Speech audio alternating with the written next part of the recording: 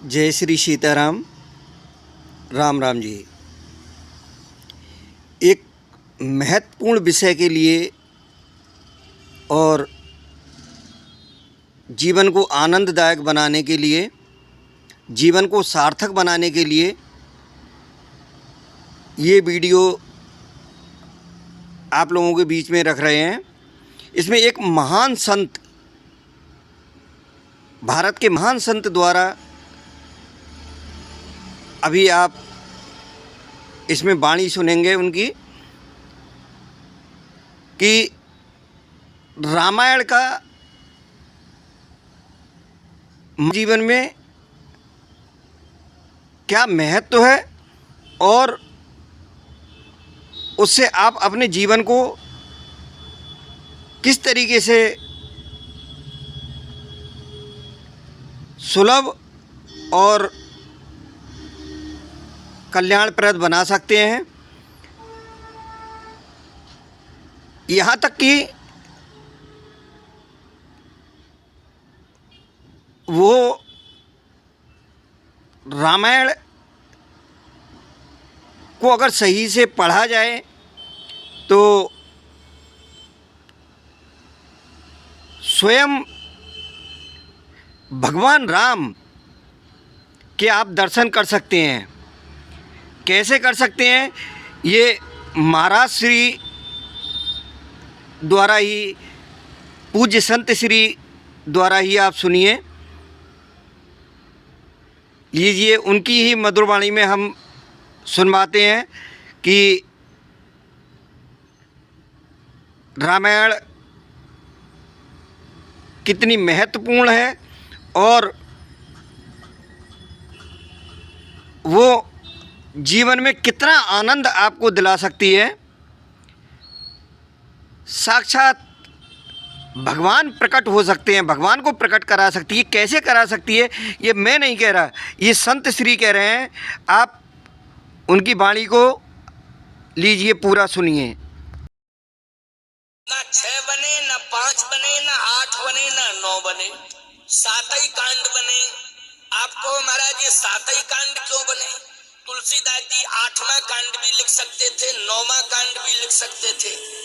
अरे तुलसीदास जी महाराज ने केवल इतिहास ही नहीं लिखा है। तुम्हें लगता ये है कि ये रामायण कृति है, लेकिन ये कृति देखने में लग रही है, ये साक्षात प्रभु श्री राम की आकृति है, लेकिन कृति के रूप में प्रकट हो गई। ये रामन जी की आकृति है। अच्छा, मानव की आकृति के 7 अंग प्रमुख होते हैं, 7। 8वां अंग नहीं, 9वां, 7 ही अंग प्रमुख हैं। और भगवान राम जब नारायण से नर बने तो वो 7 अंग उनके, एक एक कांड एक एक अंग से जुड़ा है। संत तुलसीदास जी की परंपरा में नाभाजी महाराज हुए हैं। नाभाजी ने एक बहुत अच्छी बात लिखी, बाल कांड प्रभु पाए। जिस समय उन्होंने भगवान का दर्शन किया, संत नाभाजी ने, राजस्थान में उनका जन्म हुआ था संत नाभाजी का, तो नाभादास जी ने जैसे ही भगवान का प्रत्यक्ष दर्शन किया तो कहा, ओहो धन्य है तुलसीदास जी महाराज। हम समझते थे ये कृति है, लेकिन ये तो प्रभु राम की आकृति है। रामायण पढ़ते पढ़ते राम प्रकट हो गए। नाभादास जी रामायण पढ़ रहे थे और रामायण पढ़ते पढ़ते रामायण में ही राम प्रकट हो गए। नाभादास जी को दर्शन देने लगे, श्री राम जी प्रकट हो गए। तो देखा क्या बोले, बालकांड प्रभु पाए। बोले बालकांड पढ़ रहा था, ये तो प्रभु के पैर है। बालकांड प्रभु पाए, अयोध्या कटि मन मोहे, ओ उदर बनो आरण्य हृदय किसकिंधा सोहे।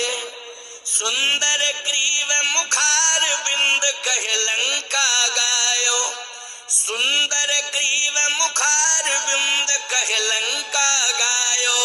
रावण कुंभकर्ण घन नादि आदि समायो।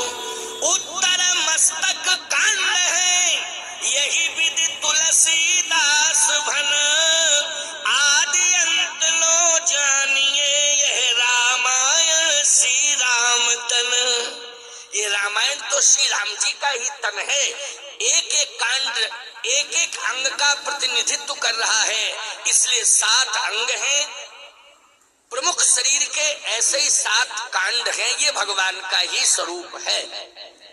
प्यारे, जो सुबह सुबह जगते हैं, चाय और अखबार दोनों, अखबार पढ़ते हैं और चाय पीते हैं। बोलो पीते हैं कि चाय पीते हैं और अखबार पढ़ते हैं। चाय न मिलेगी तो घूमेंगे इधर उधर, और अखबार पढ़ने को नहीं मिलेगा तो इधर उधर घूमेंगे। अखबार क्यों नहीं आया, क्या बात हो गई? चाय क्यों नहीं मिली, क्या बात हो गई? चाय और अखबार के बिना नहीं रह सकते हो। पढ़ते हो अखबार, चाय पीते हो, ये दोनों ही नुकसान करते हैं। चाय भी हानिकारक है और अखबार की भाषा भी हानिकारक ही है। क्यों? जब भी पेपर को पढ़ोगे उसमें समस्याएं लिखी होंगी। बोलो लिखी होंगी कि नहीं? घर से लेकर के देश तक की समस्या, देश से लेकर के विदेश तक की समस्याएं, समस्याएं ही समस्याएं। अच्छा एक बात आपको बताएं, आपने अखबार पढ़ा और चाय पी, तो चाय पीने के बाद आप तुरंत गए कहाँ? स्नान करने। अब हम वो शब्द नहीं बोलना चाहते, कहाँ गए है नहीं, आप बाथरूम में चले गए। अच्छा भाई, पेपर पढ़ने के बाद आपने क्या किया? बोले पेपर पढ़ने के बाद आपने उस पेपर को अलग फेंक दिया। किसी ने कहा कि आपने अलग क्यों फेंक दिया? बोले अब हो गया ये रट्टी। आपने क्या कहा? मैंने पढ़ लिया, अब ये पेपर क्या हो गया, अब मेरे मतलब का नहीं है, रट्टी हो गया। इसका मतलब है एक बार पेपर को पढ़ा, रट्टी हो गया पेपर। बोलो हो गया कि नहीं हो गया? लेकिन रामायण को आप जब पढ़ते हो तो ईमानदारी से बताओ, रामायण कभी पुरानी होती है? बोलो कोई माई का लाल बता दे कि ये कह दे कि कल तो पढ़ी थी, अब रामायण दूसरी लाओ, ये तो पुरानी हो गई। तुम्हारे दादा परदादा कई पीढ़ियों से बोलो रामायण पढ़ते आए कि नहीं पढ़ते आए? क्यों?